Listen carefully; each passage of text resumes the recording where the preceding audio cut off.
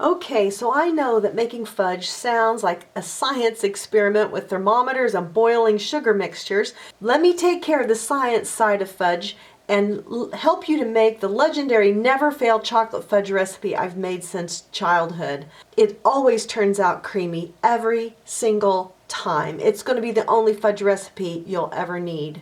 One of the keys is starting out by having your equipment and your ingredients all ready before you even start. So check to make sure that you have every ingredient you need. They're listed in the post. Have your measuring equipment and your 3-quart saucepan ready. We're going to open up the evaporated milk with a church key opener here, which makes the holes in top of the can. You can use a regular can opener if you don't have one, but it is easy to spill. You're going to need 2/3 cup of evaporated milk, which is going to go into the saucepan. Secondly, you're going to measure out the butter. You need 2/3 cup of butter, which is an entire stick plus 2 2/3 tablespoons from a second stick of butter. That makes the 10 2/3 tablespoons that you need for 2/3 cup. Put that in the saucepan with the evaporated milk, and then you're going to measure out 3 cups of the sugar and put in the saucepan.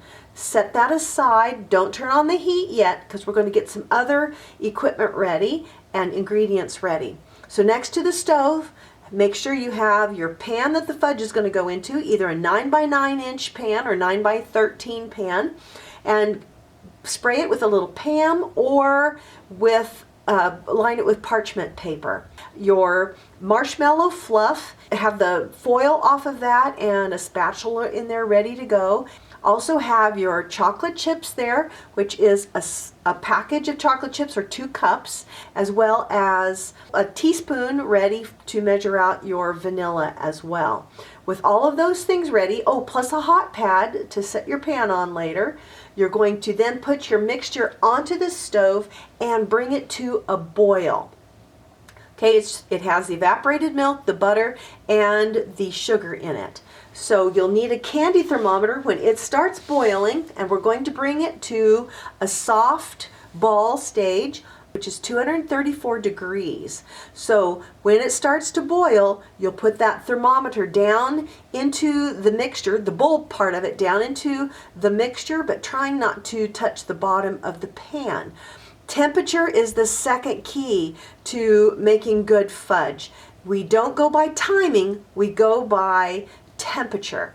So you're going to be watching that and stirring constantly. That's a third key to this.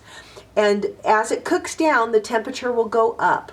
When you hit that 234 degree stage, then you're going to take it off the heat and put it on the hot pad, and you're going to add those other ingredients you have ready. First, we'll start by putting in the chocolate chips and stirring that mixture until the chocolate chips completely dissolve in the sugar mixture.